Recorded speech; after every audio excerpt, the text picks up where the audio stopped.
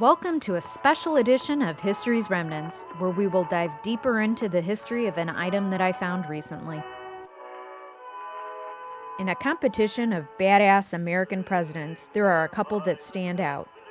Andrew Jackson, the president that killed a man in a duel for cheating on a horse racing bet and then insulting Jackson's wife, and Teddy Roosevelt, the namesake of the teddy bear. While being the namesake of a stuffed animal doesn't sound all that thrilling, the story of the naming involved a newspaper comic spoofing a hunting trip that Roosevelt took where he was offered a chained bear cub to shoot. Roosevelt had turned down the shot as being unsportsmanlike, but asked that someone else shoot the bear to put it out of its misery. His badassness doesn't stop there. When his mother and his wife passed away on the same day, Roosevelt didn't stay home and mope. He went to the Dakota Badlands and drove cattle, hunted big game, and captured an outlaw. During the Spanish-American War, he was a lieutenant colonel of the Rough Rider Regiment, which in itself sounds awesome. He coined the term, speak softly and carry a big stick, and when he saw the need for a faster route between the Atlantic and Pacific Oceans, he pushed the Panama Canal Project, something the French had failed at in the 1880s due to the inhospitable environment. After completing his presidency, he took an African safari to presumably shoot more animals. When he returned to the U.S., he wasn't happy with the state of politics and decided to run for president again, except instead of Republican or Democrat, he created his own party, the Bull Moose Party. At a campaign stop in Milwaukee, he was shot in the chest by a fanatic.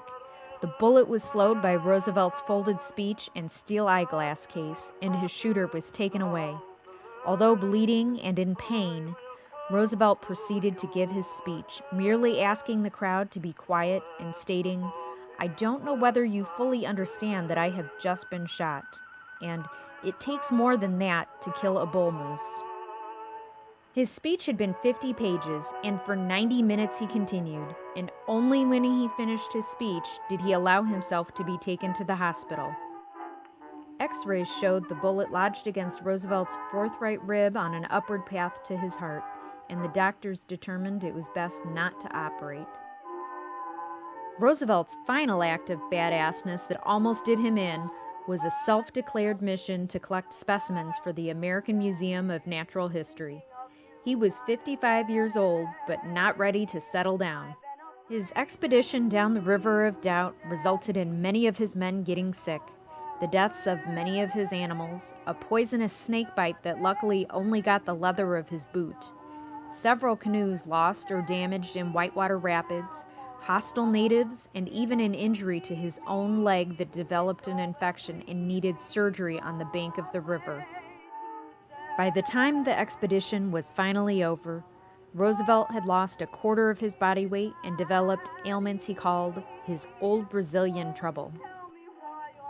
His life can best be summed up by what Vice President Thomas Marshall said when Roosevelt passed away at the age of 60. Death had to take him sleeping, for if Roosevelt had been awake, there would have been a fight. Thanks for watching this special edition of History's Remnants. Know of a president that is even more badass than Teddy Roosevelt? Know of some other awesome TR fact that I missed? Leave a comment below and remember to like, share, and subscribe, and follow us on Facebook, Instagram, and Pinterest for more between the video content.